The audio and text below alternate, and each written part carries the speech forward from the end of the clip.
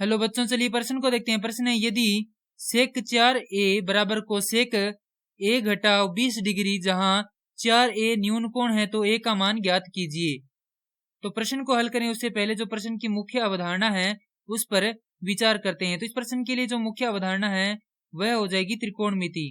अर्थात हम यहाँ पर यह देखेंगे कि त्रिकोणमिति क्या होती है। तो किसी त्रिभुज के कोणों व भुजाओं में संबंध के अध्ययन को त्रिकोणमिति कहते हैं। प्रश्न में दिया गया है सेक 4a बराबर कोसेक a घटाव 20 डिग्री जहां 4a क्या है, न्यून कोण है अर्थात 90 डिग्री से कम है।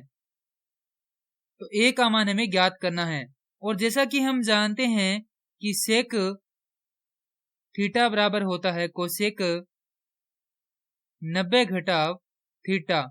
तो यदि हम यहाँ से थीटा की जगह 4a लें तो हमारे पास यहाँ पर प्राप्त होगा सेक 4a की जगह कोसेक 90 घटाव 4a बराबर कोसेक a घटाव 20 डिग्री।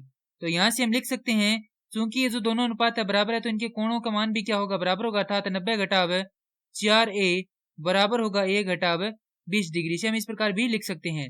अब यहाँ से हम क्या करते हैं, इधर 4a का इधर पक्षांतरण कर देते हैं और 20 का इधर पक्षांतरण कर देते हैं। तो हमारे पास आएगा 90 डिग्री योग 20 डिग्री बराबर 4a योग a।